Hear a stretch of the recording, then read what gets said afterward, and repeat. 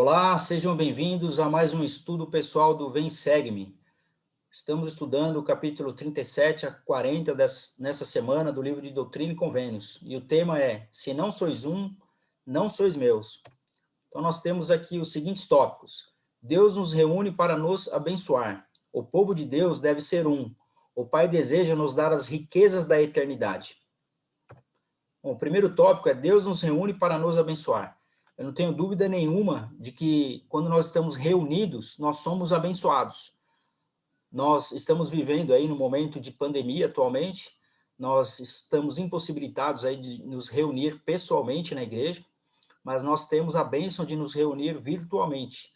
E quando nós estamos reunidos com pessoas, membros, amigos, pessoas que possuem a mesma fé, o mesmo testemunho, que cada um de nós nos sentimos abençoados. Então, a simples presença de pessoas reunidas já fortalece um ao outro.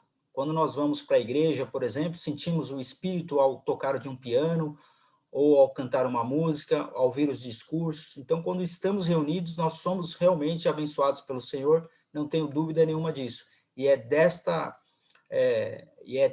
sobre essa lição, né, que nós aprendemos nesse primeiro tópico, que nós devemos nos reunir e que somos abençoados. Então o Senhor disse, e também um mandamento dou à igreja, que me convém que se reúnam no raio. Então Joseph Smith recebeu uma revelação de que ele deveria se mudar. E como você reagiria a esse mandamento? Atualmente, o Senhor não pede mais que nós mudemos, né, de cidade, por exemplo, assim como acontecia naquela época. Mas eles demonstraram muita fé e confiança no Senhor ao ser obediente em cumprir esse mandamento de mudar de cidade. Muitas pessoas hoje cumprem esse mandamento de mudar, como presidentes de missão, muitos moram 3 anos em outras cidades, outros países, conheço gente que moraram na Europa, na África. Então, atualmente existe esse tipo de mandamento do Senhor, aos chamados missionários, né, que precisam muitas vezes deixar suas casas e se mudar. E o Senhor diz no capítulo 38, de 1 a 2, assim diz o Senhor vosso Deus Jesus Cristo, o grande eu sou. E ele se apresenta, né, o alfa, o ômega, o princípio e o fim. Aquele que olhou sobre a vasta extensão da eternidade e de todas as hostes seráficas dos céus antes que o mundo fosse feito. Aquele que conhece todas as coisas. Então, se nós tivermos essa confiança de quem é o Senhor, saber quem é o Senhor, onde ele se apresenta, e saber que ele conhece todas as coisas, então foi exatamente isso que aconteceu naquela época com Joseph Smith, né? Ele conhecia o Senhor e ele tinha confiança no Senhor e sabia que o Senhor conhecia todas as coisas. Então esses princípios e ensinamentos que eles receberam servem para os nossos dias atuais também. Confiar no Senhor, saber que ele conhece todas as coisas melhores para a nossa vida. Ele continua, digo-vos essas coisas por causa de vossas orações, portanto, acumulai sabedoria. O Senhor dá um conselho aqui, né? Primeiro, para que a gente possa orar. E segundo, para que nós acumulemos sabedoria. E por último, ele fala assim, se tiverdes preparados, não temereis. Então, nesse momento, inclusive, que estamos vivendo, precisamos estar preparados economicamente, fisicamente, né? Com saúde. Se tivermos preparados sempre, através de nossas orações e através de muita sabedoria, como o Senhor fala, né? Acumular sabedoria, nós não temos do que temer. E ele continua no versículo 34. E agora dou à igreja nesta região o mandamento de designar certos homens. E eles cuidarão dos pobres e necessitados e ministrar-lhes-ão auxílio para que não sofram. Então o Senhor também deu mandamento para aqueles homens, não só para que eles saíssem, pregassem o evangelho, mas para que eles cuidassem dos pobres e dos necessitados. E esse mandamento nós temos hoje através do serviço, né, de ministração. Então, nós temos essa oportunidade de poder cuidar de algumas famílias, sejam elas pobres, necessitados ou não, nós temos essa responsabilidade aí de poder ministrar, ensinar e fortalecer as famílias. Ele continua no versículo 41, e que vossa pregação seja a voz de advertência de cada homem a seu próximo, com brandura e mansidão. E saí do meio dos iníquos, salvai-vos, sede limpos. Então o Senhor primeiro fala para que eles possam pregar o evangelho com uma voz de advertência, dessa maneira, né, com uma voz branda, suave, né, com um espírito de mansidão. Então é dessa maneira que o Senhor pede para que eles preguem o evangelho. E aí ele também dá a recomendação, né, um conselho: sair do meio dos iníquos. Muitas vezes a mudança que eles fizeram no passado de mudar de uma cidade para outra, como uma igreja toda, atualmente isso hoje não existe. Mas o que existe é uma mudança de atitude, uma mudança de comportamento. Muitas vezes nós precisamos sair do meio dos iníquos, precisamos sair do local, do convívio que nós estamos, daquele meio que não faz bem, onde o Espírito não está presente. Muitas vezes nós devemos mudar daquele local, sair de lá, que é o conselho que ele dá nessa escritura. No 31 ele fala: e para que escapeis ao poder do inimigo e vos unais a mim, como um povo digno, e sem mancha nem culpa. Então o Senhor é bem claro, né? Para que nós escapemos do poder do inimigo, é melhor a gente se unir a ele. E as reuniões da igreja, elas podem nos abençoar dessa maneira também. Para que nós possamos escapar do inimigo, a melhor coisa que tem é nos reunir com membros da igreja, ir para a igreja, nos reunir, sentir o Espírito. Então, as reuniões, como eu disse, atualmente não estão sendo possíveis ser realizadas pessoalmente, mas nós temos a bênção de poder nos reunir virtualmente, compartilhar nosso testemunho, fortalecer outras pessoas e assim também ser fortalecido com a fé e com o testemunho de outras pessoas que participam dessas reuniões virtuais. Sejam reunião sacramental, sejam aulas, a Igreja do Senhor continua mesmo nesse período de pandemia. Então, ou seja, nós somos um povo realmente abençoados e podemos nos unir ao Senhor através dessas reuniões. Ele fala: o povo de Deus deve ser um. E novamente vos digo que todo homem estime o seu irmão como a si mesmo. Então, ou seja, olhar para o próximo como se nós estivéssemos olhando a nós mesmos. E ele fala assim: eis que isto vos dei como parábola e é como eu sou. Digo-vos, sede um, e se não sois um, não sois meus. Então o Senhor ele é bem enfático nessa aula que nós devemos ser um. E se nós não formos um, não somos dele. Ou seja, isso também é um conselho muito importante para os casais. Eu sei que isso também é um desafio, não é uma coisa fácil.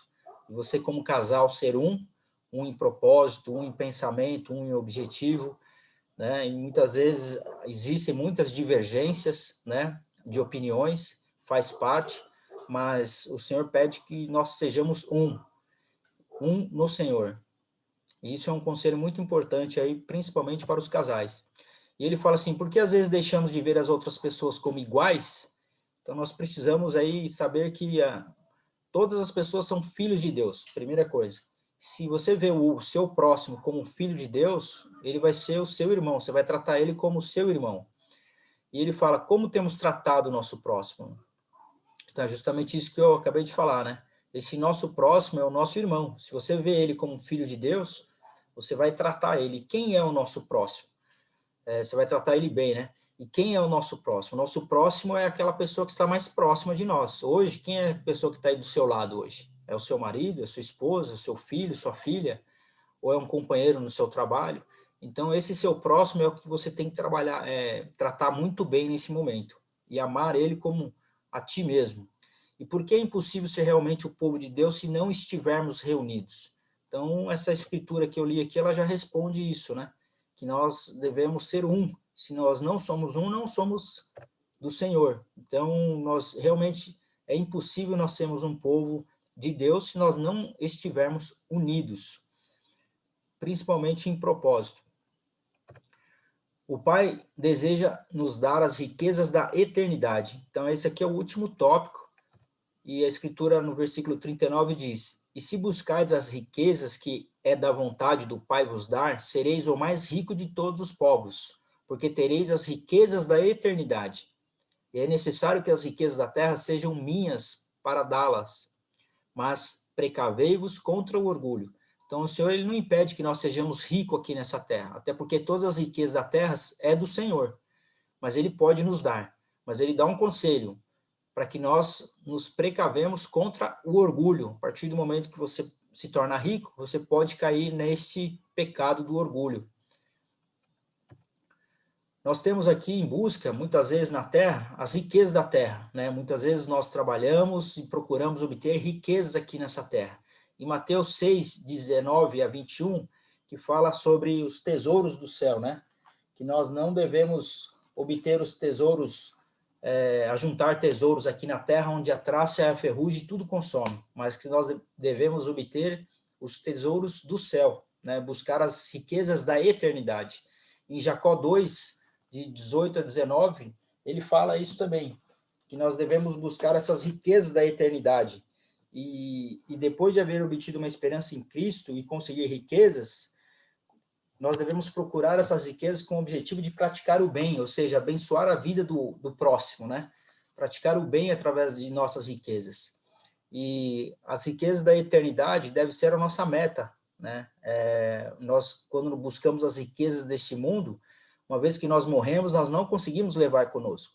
Então, que nós possamos ter as riquezas da eternidade como nosso objetivo, porque essa estará sempre conosco, né? Bênçãos como famílias eternas, por exemplo, realização de convênios, ou seja, tudo aquilo que é em relação ao reino de Deus está relacionado às riquezas da eternidade. Então, todos os convênios que nós fazemos no batismo, os convênios que nós fizemos do casamento, ou que fazemos do casamento, ou convênios realizados nos templos do Senhor, são convênios que nós fazemos para receber as bênçãos da eternidade. Então, são muitas as bênçãos que nós devemos receber e devemos trabalhar para isso. Então, eu convido vocês a lerem essas duas escrituras. O Senhor nos dá uma oportunidade, o Senhor ele nos dá a oportunidade. Então, Joseph, ele recebeu uma revelação nesse capítulo 39, falando a respeito de James. E ele fala assim: esse é meu evangelho, o arrependimento e batismo na água. E depois do batismo do fogo e do Espírito Santo, sim, o Consolador, o qual manifesta todas as coisas e ensina as coisas pacíficas do reino. E agora, eis que te digo, meu servo James. Então, ou seja, quando eu substitua o nome James pelo seu nome aqui. Eis que te digo, meu servo. Tenho observado tuas obras e conheço-te. Então, ou seja, acima de tudo, o Senhor, ele observa as nossas obras e ele diz que nos conhece. E ele fala assim: em verdade eu te digo, teu coração é agora reto diante de mim. Eis que sobre tua cabeça conferi grandes bênçãos. Entretanto, conheceste grandes tristezas, porque me rejeitaste muitas vezes, por causa do orgulho e dos cuidados do mundo. Então, muitas vezes, nós recebemos muitas bênçãos do Senhor, quando nós somos batizados, por exemplo, e tomamos o nome do Senhor sobre nós. Agora, ele sabe que nós teremos muitas tristezas, porque quando nós rejeitamos muitas vezes o Senhor, né, ele fala: entretanto, conheceste grandes tristezas porque me rejeitastes. Então, ou seja, se nós rejeitarmos o Senhor, nós vamos sentir essa tristeza. E ele fala também, por causa do orgulho e dos cuidados do mundo. Muitas vezes nós nos sentimos orgulhosos e damos mais atenção às coisas do mundo. Ele continua: levanta-te e sê batizado e lava teus pecados. E receberás o meu espírito e uma bênção maior do que todas as que jamais conheceste. Então, primeira coisa, levanta a cabeça, ser batizado e o Senhor vai te abençoar.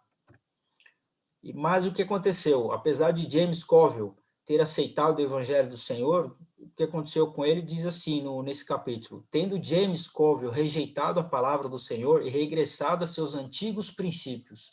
Então ele acabou rejeitando as palavras do Senhor, mesmo após obtê-la, ele acabou regressando aos princípios e aos hábitos antigos que ele tinha.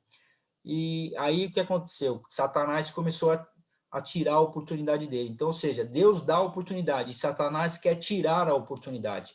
E ele diz na Escritura, Doutrina e Convênios 41, eis que em verdade vos digo que o coração de meu servo James Colville era reto diante de mim, pois fizera comigo convênio de que obedeceria a minha palavra. E ele recebeu a palavra com alegria, mas imediatamente Satanás o tentou, e o temor da perseguição e os cuidados do mundo fizeram-no rejeitar a palavra. Então, ou seja, o Senhor, ele quer nos abençoar, quer nos dar as bênçãos, e Satanás, ele quer tirar essas bênçãos, quer tirar essas oportunidades, e foi o que aconteceu com James. Então, que esses ensinamentos sejam de exemplo para cada um de nós. Se você gostou, compartilhe essa mensagem, deixe aqui seu comentário, ou sua escritura preferida, e até a semana que vem. Muito obrigado a todos e um forte abraço.